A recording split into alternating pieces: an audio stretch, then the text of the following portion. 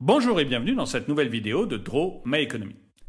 On a appris il y a peu de temps qu'il y avait eu un vol très important de données à la PHP. Et dans cette vidéo, on va voir ce que vous risquez si vos données de santé ont été volées. Cet été, Adrienne Quepura a eu une idée folle. Aller au cinéma. Mais dans la France de 2021, on ne va pas au cinéma aussi facilement que ça. Il faut faire un test PCR. De toute façon, vivre dans la France de 2021, c'est avoir une narine préférée pour son test PCR. Adrienne a donc fait son test avant d'aller voir un film d'espionnage. Pas de chance pour elle, pendant qu'elle se détendait, et l'a bien eu, s'attaquait à la PHP. Elle rampait dans le noir, franchissait des protocoles de sécurité et parvenait à dérober des données de santé d'Adrienne. Le nom, prénom, adresse, numéro de téléphone, email, numéro de sécurité sociale et positivité au test PCR. Mais pas seulement les données de santé d'Adrienne. Ella a réussi à voler les données de santé de 1,4 million de personnes. Et le vendredi 20 septembre, l'Assistance publique des hôpitaux de Paris, la PHP, très réactive, s'est rendu compte du vol.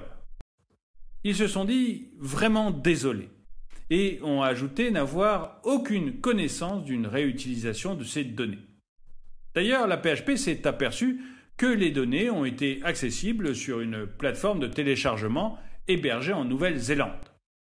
Mais, ça va quand même, ils ont réussi à couper l'accès le 14 septembre. C'est pas si mal, nous dit David Goodenough.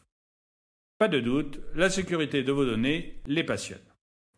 Vos données de santé ont donc été volées. Et en principe, l'organisme qui les hébergeait, la PHP, a une obligation légale de vous avertir. Il faut aussi que vous soyez averti de ce qu'il y avait dans la faille, c'est-à-dire quelles données personnelles vous ont été dérobées. Donc, en principe, David Goodenough de la PHP devrait vous avertir. Bientôt.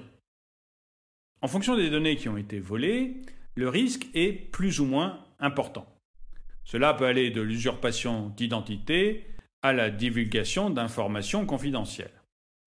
Et c'est d'ailleurs ce qu'a envie de faire Ella, une bonne vieille usurpation d'identité. Ella a envoyé un mail à Adrienne en se faisant passer pour le ministère de la Santé. Après tout, elle a toutes les données nécessaires pour le faire croire.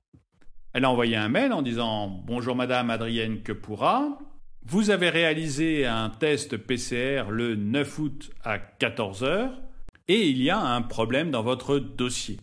Veuillez cliquer sur ce lien. » C'est ce qu'on appelle une campagne de phishing. Et Adrienne a été plutôt mise en confiance par toutes ces informations qui sont très précises.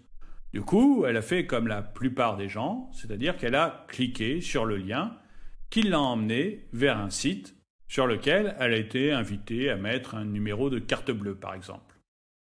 Le problème, c'est qu'Adrienne n'a pas tellement de recours possible. Ces données ont été volées et elles seront probablement partagées avec beaucoup de monde. À la limite, elle peut se retourner contre le site qui était censé les héberger, la PHP. Mais cela n'arrangera rien, le mal est fait. D'ailleurs, la fuite de données de santé, c'est devenu quelque chose d'assez courant. Et on ne peut pas rejeter toute la faute sur David Goodenough. D'ailleurs, c'est pas qu'il ait la flemme, c'est qu'il est très motivé à ne rien faire. Mais alors pourquoi David Goodenough travaille-t-il encore à la PHP ? Pourquoi est-ce qu'il y a encore tellement de problèmes avec les fuites de données de santé ? Eh bien, si la PHP est responsable sur ce coup-ci, elle ne l'est pas dans tous les cas. En fait, avec le Covid-19 et via les tests PCR, on a donné nos données de santé à beaucoup de monde, à des pharmacies, à des laboratoires, qui ne sont pas du tout spécialistes de la sécurité Internet. Ils n'étaient pas du tout prêts à accueillir ou à gérer toutes ces données sensibles. Du coup, les vols se multiplient parce que voler ces données est quelque chose d'assez simple pour les hackers qui font face à des officines pas du tout spécialisées dans la sécurisation de données. Alors, est-ce qu'il y a un moyen de savoir si vos données, à vous, ont été volées ou piratées ? Eh bien oui, il existe un site qui est spécialisé là-dedans, et je vous mets un lien dans la description. Ce site, il est vraiment solide et fiable. Le FBI et d'autres autorités l'utilisent régulièrement.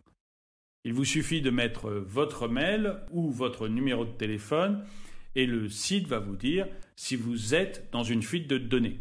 Par contre, il ne pourra pas vous dire quelles sont les données qui vous ont été volées. Et j'aimerais bien avoir votre avis. Est-ce que vous trouvez que finalement les informations souvent sensibles que nous donnons sont bien protégées? Est-ce que vous avez confiance dans toutes les protections qui sont mises en place par les hôpitaux ou par l'État? Dites-le moi dans les commentaires. Et le proverbe du jour. Mieux vaut habiter une maison en L qu'un château en T. Merci d'avoir regardé cette vidéo. Mettez-lui un pouce vers le haut, commentez-la, partagez-la. Merci à tous ceux qui ont rejoint la chaîne et je vous dis à très bientôt.